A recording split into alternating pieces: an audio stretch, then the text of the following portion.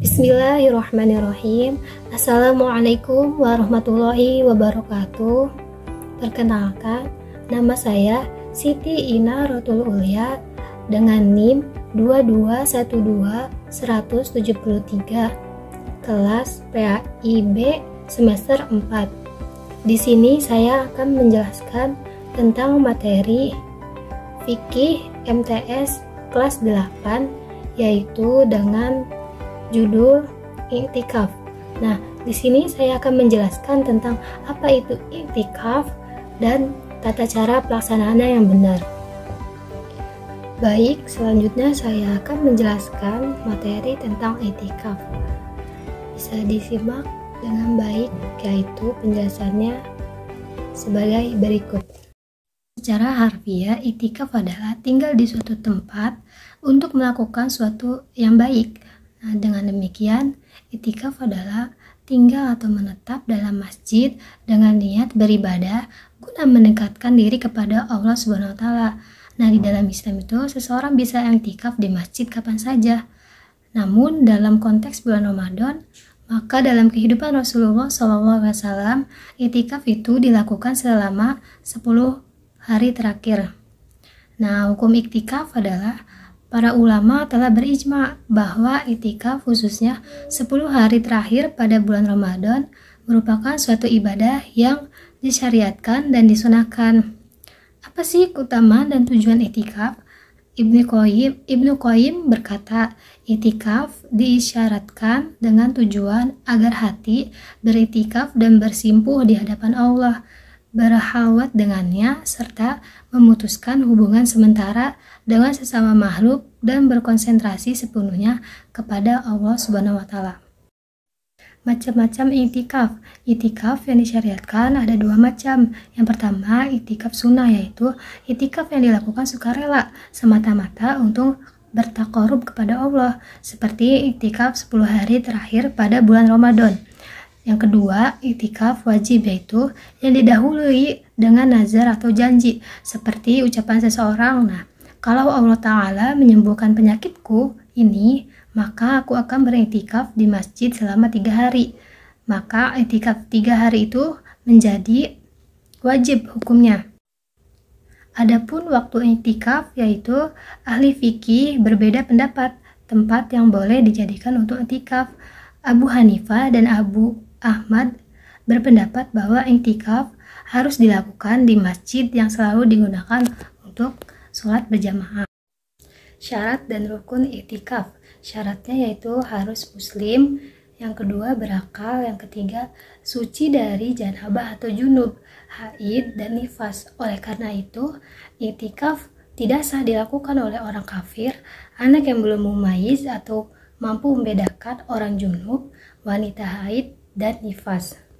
Nah, kemudian rukunnya yang pertama yaitu ada niat. Niatnya yaitu nawaitul iktikafi fi hadzal masjidi lillahi ta'ala. Artinya, saya berniat iktikaf di masjid ini karena Allah Subhanahu wa taala. Yang kedua, berdiam diri di masjid. Dalilnya yaitu dalam Quran surat Al-Baqarah ayat 187. Bismillahirrahmanirrahim. Wala tubashiruhunna wa antum akifuna fil masajid. Tilka hududullahi fala taqrabuha. Kadzalika yubayyinullahu ayatihi linnasi la'allahum yattaqun. Artinya, dan janganlah kamu campuri mereka atau istrimu itu sedang kamu beriktikaf di masjid. Itulah ketentuan Allah, maka janganlah kamu mendekatinya. Demikianlah Allah menerangkan ayat-ayatnya kepada manusia agar mereka bertakwa.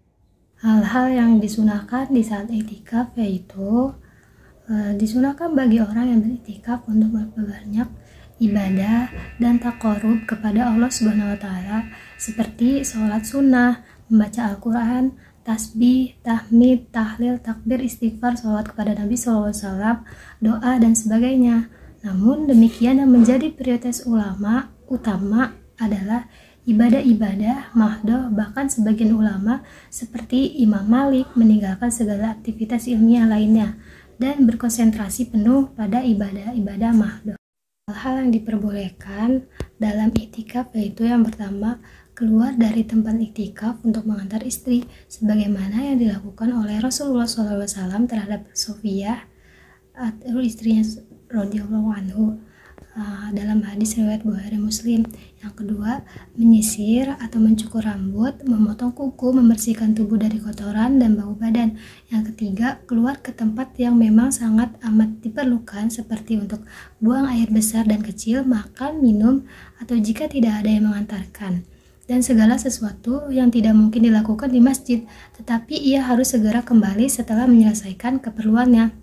Yang terakhir itu makan dan minum, serta tidur di masjid dengan senantiasa menjaga kesucian dan kebersihan di masjid. Adapun hal-hal yang membatalkan iktikaf, yang pertama, meninggalkan masjid dengan sengaja tanpa keperluan meskipun sebentar, karena meninggalkan masjid berarti mengabaikan salah satu rukun iktikaf yaitu berdiam di masjid. Yang kedua, murtad atau keluar dari agama Islam. Yang ketiga, hilang akal karena gila atau mabuk.